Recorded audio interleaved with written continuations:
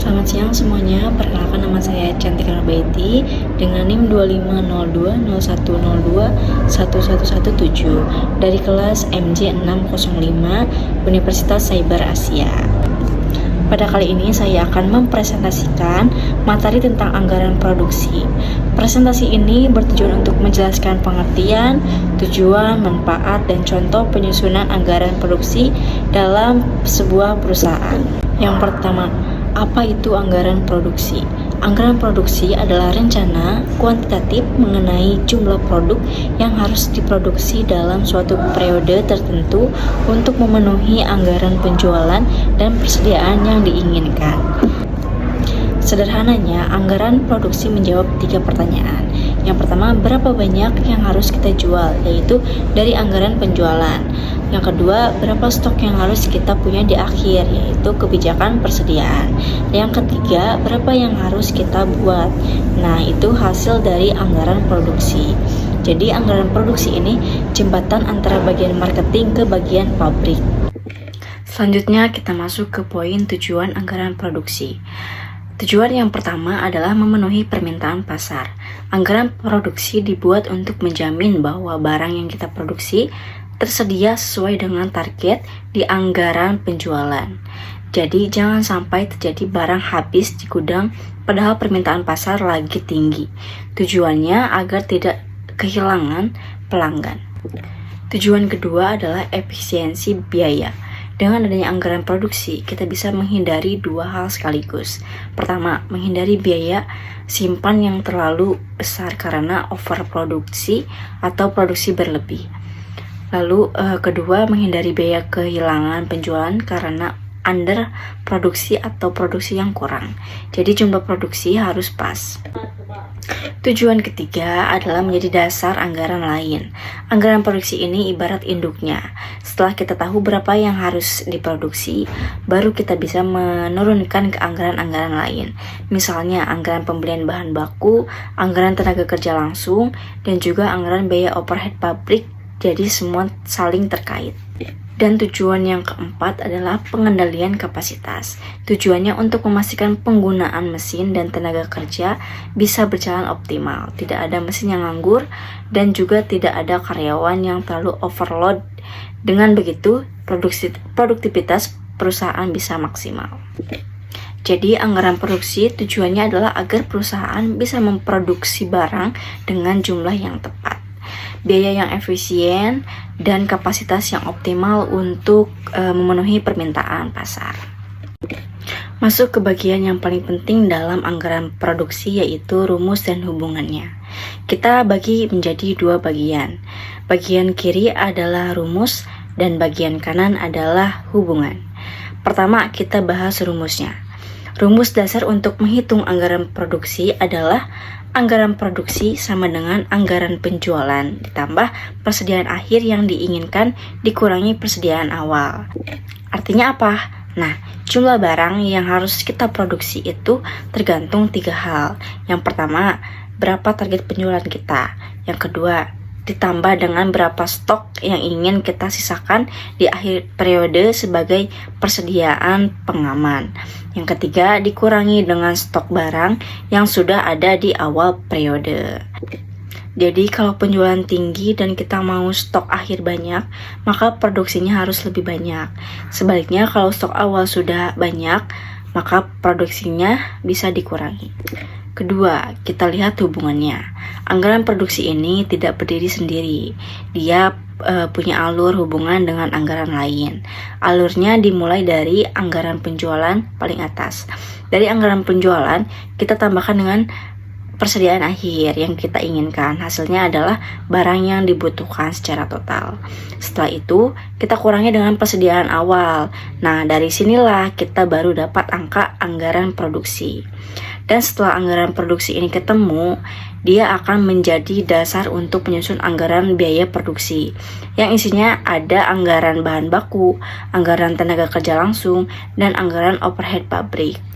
Jadi intinya anggaran penjualan menentukan berapa yang harus diproduksi setelah memperhitungkan persediaan awal dan akhir. Barulah kita bisa menghitung berapa unit yang harus diproduksi, dan angka itu nanti akan jadi dasar untuk menghitung semua biaya produksi. Setelah kita tahu rumus dan hubungannya, sekarang kita masuk ke langkah-langkah menyusun anggaran produksi. Secara umum ada 4 langkah yang harus dilakukan oleh perusahaan. Langkah yang pertama, tentukan anggaran penjualan.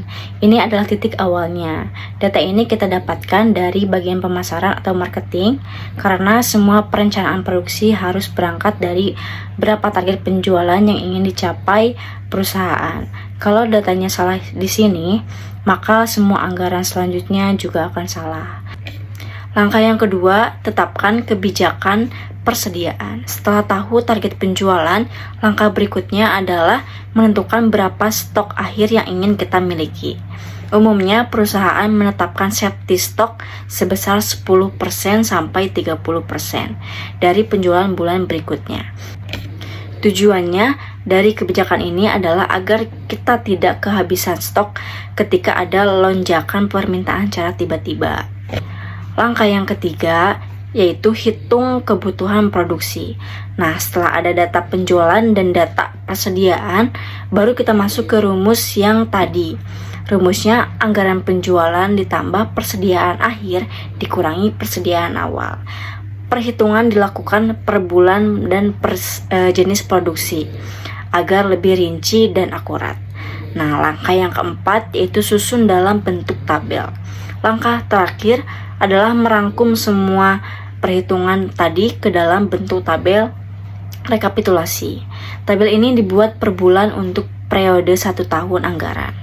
Tujuannya agar mudah dibaca oleh manajemen dan bisa langsung dipakai sebagai dasar untuk anggaran bahan baku, tenaga kerja, dan BOP.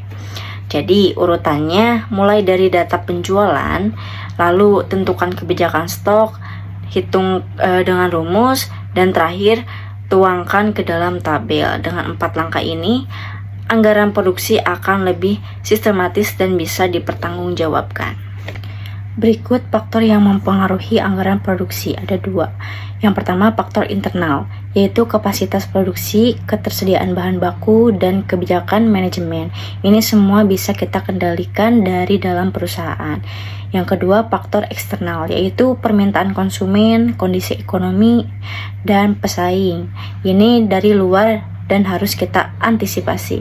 Intinya, anggaran produksi harus disusun dengan mempertimbangkan kondisi internal perusahaan dan juga kondisi pasar di luar.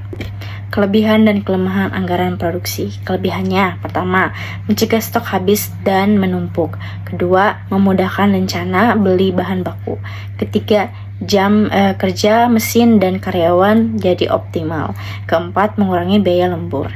Sedangkan kelemahannya, pertama, hasilnya tergantung akurasi anggaran penjualan. Kedua, kaku saat ada pesanan mendadak. Ketiga, butuh koordinasi antar departemen yang baik. Jadi kesimpulannya, anggaran produksi bagus untuk efisiensi asal datanya akurat dan koordinasinya lancar. Agar lebih jelas, kita masuk ke contoh. PT Maju Jaya memproduksi 1 produk. Data penjualan triwulan 1, Januari 1000 unit, Februari 1200 unit, Maret 1500 unit. Kebijakan perusahaan, persediaan akhir tiap bulan 20% dari penjualan bulan berikutnya. Persediaan awal Januari yaitu 200 unit. Susunan anggaran produksi triwulan 1. Kita pakai rumus tadi per bulan, yaitu Januari 1000 ditambah 20% dikali 1200 dikurangi 200 sama dengan 1000 ditambah 240 dikurangi 200 yang hasilnya 1040 unit. Lalu Februari 1200 ditambah 20% dikali 1500 dikurangi 240 yaitu 1260 unit.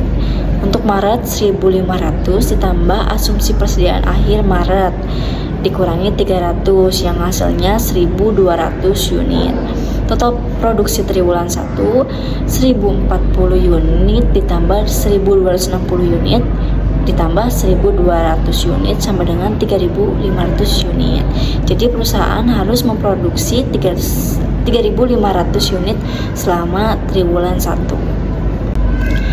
Kesimpulannya, anggaran produksi sangat penting karena menjaga keseimbangan antara penjualan dan persediaan, lalu membantu perencanaan pembelian bahan baku dan tenaga kerja. Dan yang terakhir, menghindari dana menganggur karena overproduksi. Tanpa anggaran produksi, perusahaan kita bisa rugi karena produksi terlalu banyak atau kehilangan penjualan karena kekurangan stok. Demikian presentasi dari saya tentang anggaran bisnis. Semoga materi ini dapat dipahami dan dapat bermanfaat. Terima kasih.